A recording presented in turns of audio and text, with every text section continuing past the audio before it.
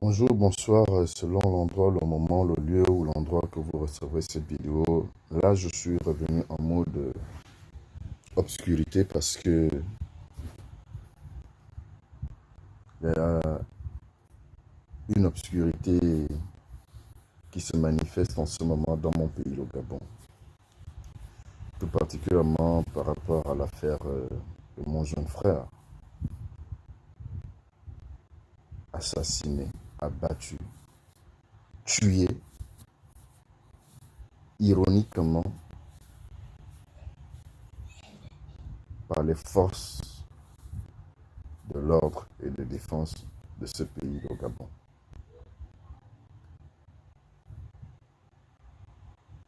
À la famille, à son fils, à la mère de cet enfant devenu orphelin, je recevais mes condoléances les plus attristées.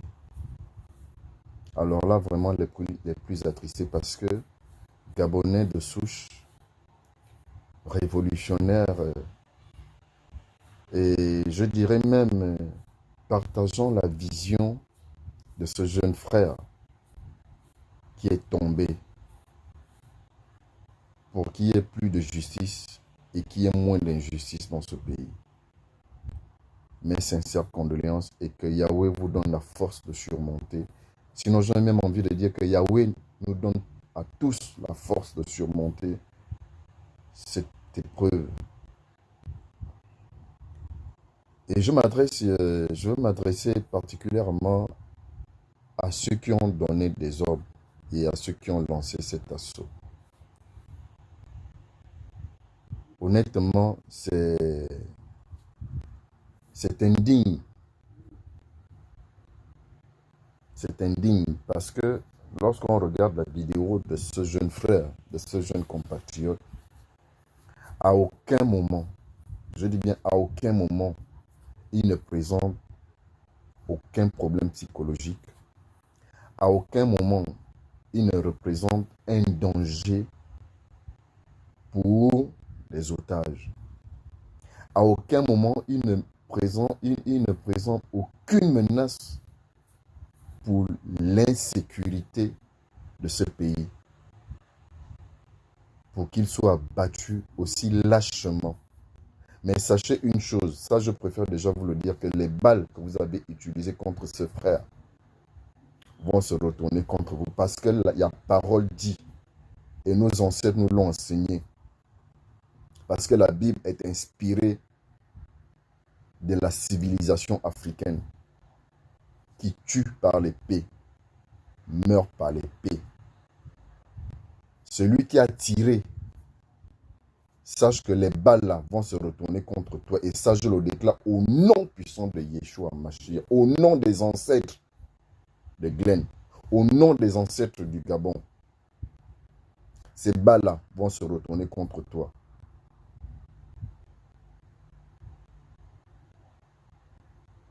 Il n'y a qu'à regarder la posture qu'il a. Ce n'est pas un terroriste. Il a une posture assise, les pieds joints. Un terroriste, on voit ça on voit ça dans des films, on voit ça dans des prises d'otages. Un terroriste ne s'assoit pas. Il se met debout. Glenn était assis lorsqu'il a fait sa vidéo. Rien qu'à partir de cette posture, vous devez déjà savoir que cet enfant, ce frère,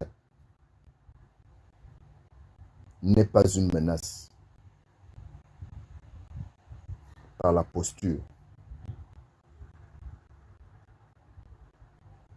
C'est des choses que vous devez savoir. Il est assis, pieds joints, il regarde la caméra, il regarde la personne qui le filme.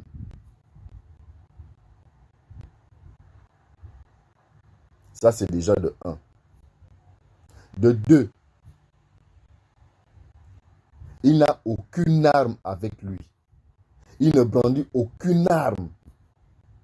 Je dis bien aucune arme, même une arme blanche, il n'en a pas.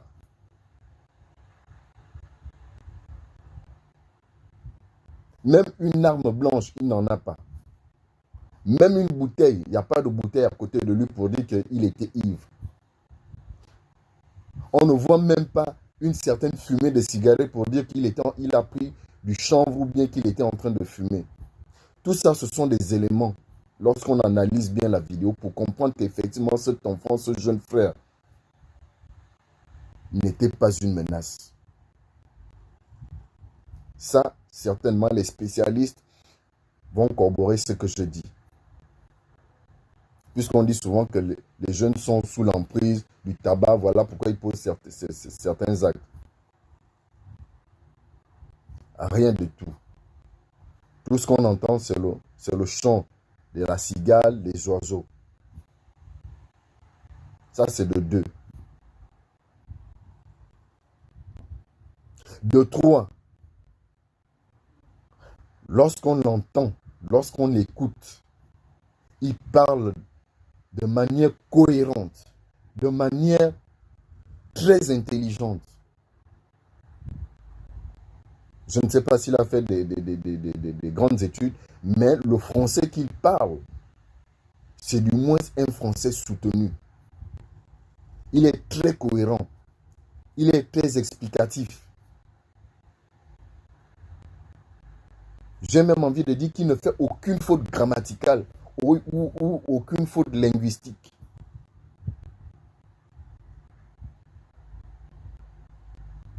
Vous l'avez abattu. Au dire dans son sommeil. Mais vous savez comment vous allez mourir. Sachez que sa mort va vous hanter toute votre vie. Et les balles là vont se retourner contre vous. Ça, je vous le dis encore.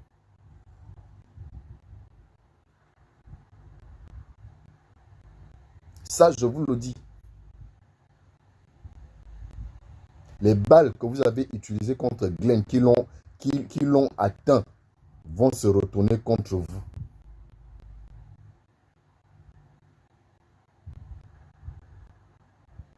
Ou vous êtes des professionnels, ou vous n'êtes pas des professionnels. Visionnez la vidéo pour comprendre qu'effectivement, cet enfant n'était pas une menace pour qui que ce soit.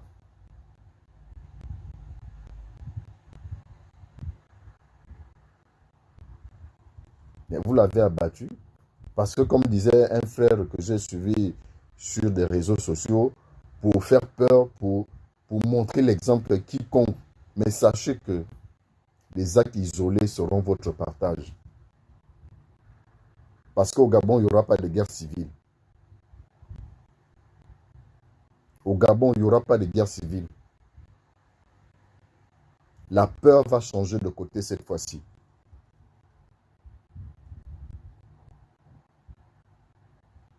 La peur va changer de côté.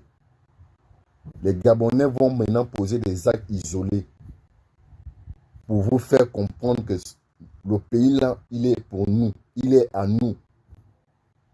Donc tout ce qui se trouve doit profiter à tous les Gabonais. Qu'ils soient fous, qu'ils souffrent de la démence, qu'ils soient bien portants, qu'ils soient sur le lit de l'hôpital. Ce pays-là, tout ce que ce pays regorge, doit profiter à tous ces Gabonais.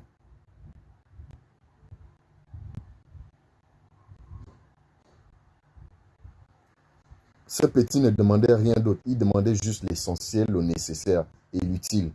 L'important, vous pouvez garder. C'est ça le message de Glenn.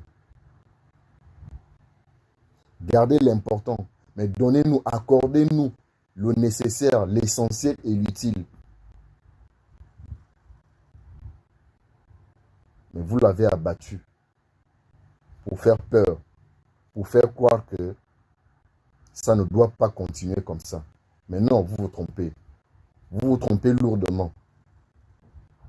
Parce qu'aucune société, aucune civilisation, aucune entreprise n'est éternelle.